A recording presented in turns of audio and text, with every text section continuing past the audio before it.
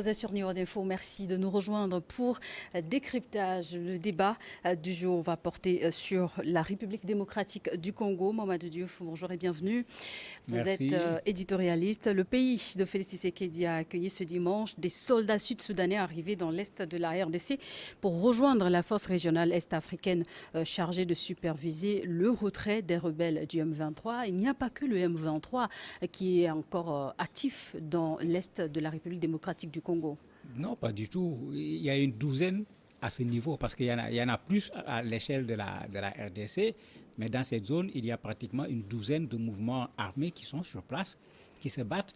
Le M23 est venu passer devant tous ces mouvements tout récemment, simplement en reprenant les armes, puisqu'ils avaient à un certain moment déposé les armes.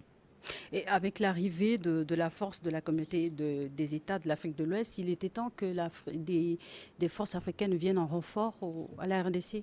Mais c'est toujours l'idéal quand il y a un problème dans un pays africain, puisque pour le moment, nous avons une organisation continentale avec l'Union africaine et des organisations régionales. C'est important que quand il y a des difficultés dans une zone, que les autres pays de la zone se mettent ensemble pour voir comment aider à trouver une solution. Bon, c'est vrai que la médiation a commencé avec l'Union africaine qui avait désigné un président de la zone, le président angolais. Et c'est avec le président angolais qu'on avait obtenu ce principe de retrait du M23. Mais un retrait qui n'est toujours pas effectif malgré plusieurs reports.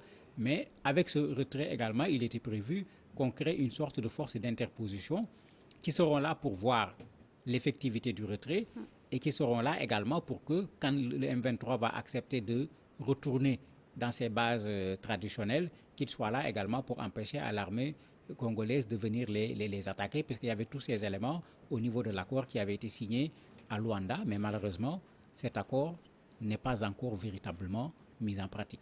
Alors seulement un contingent de 45 soldats sont arrivés sud-soudanais. On sait que cette organisation, c'est un peu plus de 6 pays au moins. Est-ce qu'on a une idée en tout du nombre de soldats qui vont être déployés sur le terrain? C'est progressivement qu'on voit le nombre. Les Kenyans ont été les premiers avec 800 qui sont arrivés d'un seul coup.